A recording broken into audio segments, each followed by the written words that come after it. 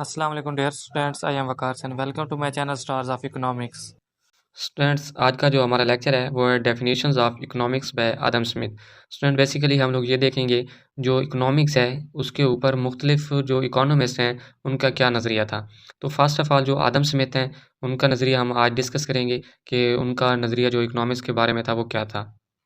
सबसे पहले हम लोग आदम स्मिथ का इंट्रोडक्शन देख लेते हैं, क्योंकि इस इंट्रो के अंदर जो है बहुत सारे एमसीक्यूज़ भी पूछे जाते हैं और कभी-कभार जो है वो शॉर्ट क्वेश्चन भी बन सकते हैं। तो वो मैं आपको यहाँ बताऊँगा कि किस तरीके से कौन-कौन से एमसीक्यूज़ पूछे जा सकते हैं। तो अब फर्स्ट हम देखते हैं कि इसका introduction. Adam Smith was a British economist of 17th century. जो हमारे पास आदम स्मिथ हैं वो ब्रिटिश इकोनॉमिस्ट थे 17वीं सदी के। He was the founder of classical school of thought. यानी ये जो आदम स्मिथ हैं ये क्लासिकल स्कूल ऑफ थॉट के फाउंडर थे। He was the first man who started writing on economic problem. यानी ये पहले आदमी हैं जिन्होंने इकोनॉमिक्स प्रॉब्लम को स्टडी किया था। His book an inquiry into the nature and cause of wealth of nation. ने एक बुक लिखी थी वेल्थ ऑफ नेशन, उसके काजेज़ और नेचर को उन्होंने इसमें स्टडी किया था, जो पब्लिश हुई थी 1776 यानी 1776 के अंदर इसको जो वेल्थ ऑफ नेशन बुक लिखी थी वो पब्लिश हुई थी। तो स्टूडेंट्स इसमें जो क्वेश्चंस या एमसीक्यूज़ आते हैं वो ये पूछा जाता है कि मोस्टली जो है वो इकोनॉमिस्ट कौन से थे, यानी ब्रिटिश इकोनॉमिस्ट थे और कौन सी सदी के थे। और दूसरा है कि शॉर्ट क्वेश्चन भी पूछा जाता है कि कौन थे जो क्लासिकल थॉट ऑफ के फाउंडर थे, यानी आदम स्मिथ जो है वो फाउंडर हैं क्लासिकल थॉट्स के। और इसी तरीके से उनकी बुक के बारे में पूछा जाता है कि आदम स्मिथ ने कौन सी बुक लिखी थी, वो वेल्थ ऑफ नेशन थी और कब पब्लिश हुई थी। तो ये जो हमने इसमें इंट्रो में देखा ये बहुत इंपॉर्टेंट है। इसमें जो है हर स्टेटमेंट से जो है वो एमसीक्यूज या शॉर्ट क्वेश्चन पूछे जाते हैं।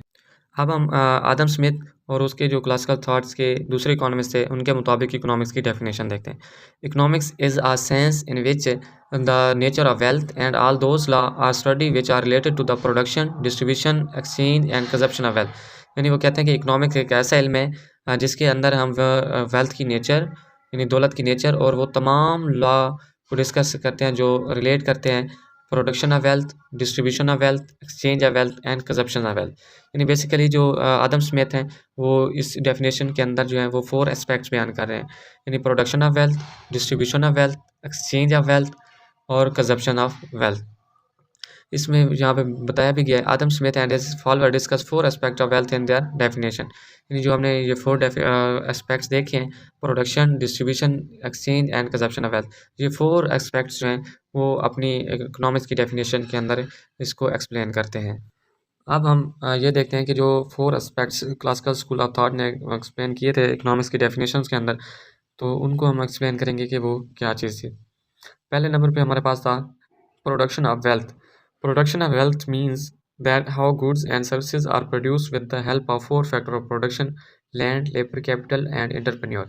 सो according to Adam Smith, production of goods and services is the production of wealth.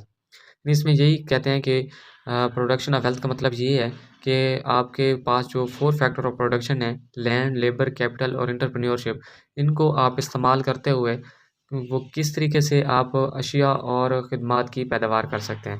यानी आपके पास जो भी फैक्टर ऑफ प्रोडक्शन है, land, labour and capital and entrepreneurship, इनको आप इस्तेमाल करते हुए आप कैसे जो है वो अशिया बना सकते हैं।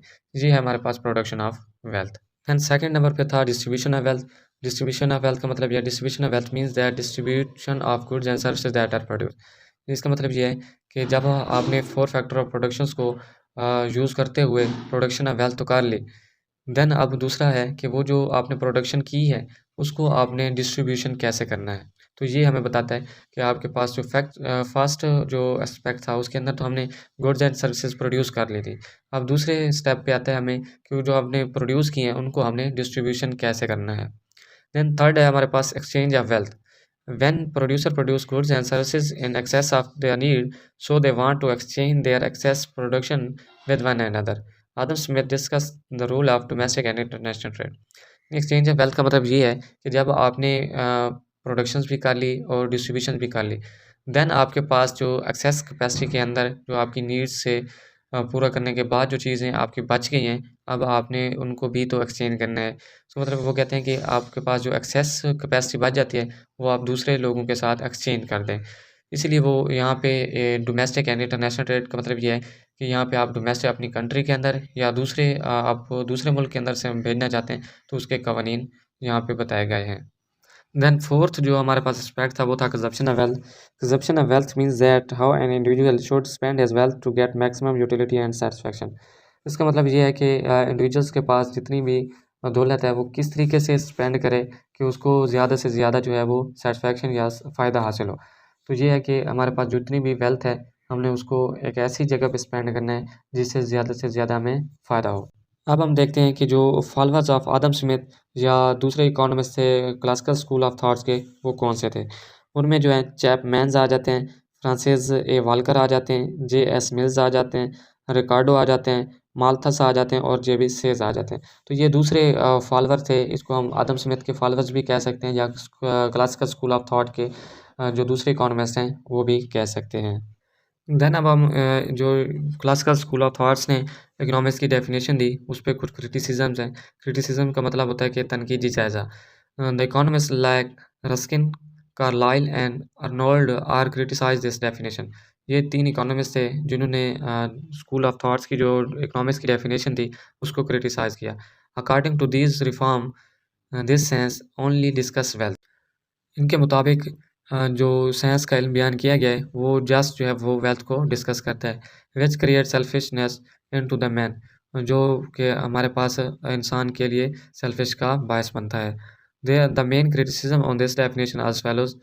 फर्स्ट है हमारे पास इम्पोर्टेंस टू वेल्थ। इसमें कहते हैं according to this definition basic importance is given to wealth rather than to man.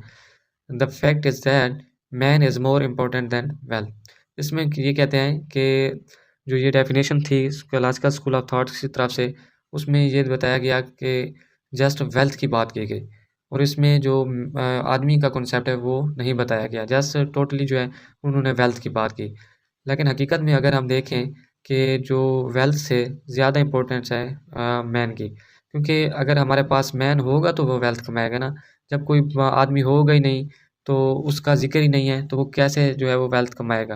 यानी इसके अगर मैं हूँ तो मैं कोई चीज़ जो है वो प्रोड्यूस करूँगा और अपनी वेल्थ बनाऊँगा। अगर बेसिकली मेरा कॉन्सेप्ट ही ख़त्म कर दें तो फिर आप जस्ट वेल्थ की बात करें तो ये कैसे पॉसिबल है कि कौन जो है वो वेल्थ जो है वो प्रोड्यूस कर रहा है। जो वो वेल्थ है वो अपनी डिस्ट्रीब्यूट कर रहा है, कंज़प्शंस कर रहा है, एक्सचेंज कर रहा है। तो यही वो डिस्क्राइब करते हैं कि आपके अंदर जो है उन्होंने मैन का कॉन्सेप्ट नहीं दिया, जस्ट इम्पोर्टेंस दी है वेल्थ को। देन हमारे पास सेकंड जो क्रिटिसिज्म है concepts of economic man. According to this definition man works for self interest while the social interest is ignore. In fact is that economics does not study the selfish man but a common man. इसमें ये कहते हैं कि जो definition थी उसके अंदर जो है वो सेल्फ इंटरेस्ट यानी अपने आप के जो इंसान है वो अपने प्रॉफिट के लिए ही बात करता है, जबकि वो सोशल लोगों के लिए जो दूसरे लोग हैं या सोसाइटी है उसके बेनिफिट को इग्नोर करता है। इनफैक्ट अगर हम हकीकत में देखें तो इकोनॉमिक्स है वो हमें किसी इंडिविजुअल्स की परफॉर्मेंस नहीं बताती, वो हमें ओवरऑल सोसाइटी की जो है एग्रीगेट चीज़ों की हमें जो है एक्सप्लेन करती है। तो इसी वजह से वो कहते हैं कि यहाँ पे जो उनकी डेफिनेशन थी क्लासिकल स्कूल ऑफ थॉट की उसके मुताबिक जस्ट जो है वो मैन जो है वो सेल्फ इंटरेस्ट के लिए काम करता है, ना कि वो सोशल वेलफेयर के लिए करता है। तो इसी वजह से उन्होंने क्रिटिसाइज़ किया कि नहीं है कि इकोनॉमिक्स जो है वो एक ऐसा इल्म है जो हमें क्या करता है एक आम आदमी की ही स्टडी करता है। थर्ड्स जो है हमारे पास man welfares. This definition ignores the importance of man welfares. इसमें ये कहते हैं कि जो डेफिनेशन थी क्लासिकल स्कूल ऑफ थॉट की उसमें मैन वेलफेयर को इग्नोर कर दिया गया है। Wealth can not be solution of all human problem. यहाँ पे वेल्थ के स्पेलिंग मिस्टेक है वो करेक्ट कर लीजिएगा। वो कहते हैं कि जो वेल्थ है वो लोगों की तमाम प्रॉब्लम्स का हल नहीं है। यानी वेल्थ जो है वो आपको एक किस्म की सैटिस्फैक्शन तो दे सकती है लेकिन आपकी जो तमाम प्रॉब्लम्स हैं वो आपकी सॉल्व नहीं कर सकती। नेक्स्ट है हमारे पास फोर्थ जो है no study of means. This definition gives importance to the earning of wealth but it ignores the means for the earning of wealth.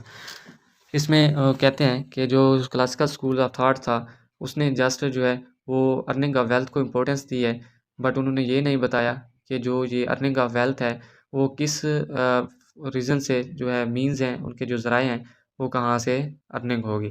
तो जस्ट उन्होंने जस्ट अर्निंग की बात की लेकिन उसकी जो रिसोर्स हैं, वसाइल हैं अर्निंग के, वो डिस्कस नहीं किए।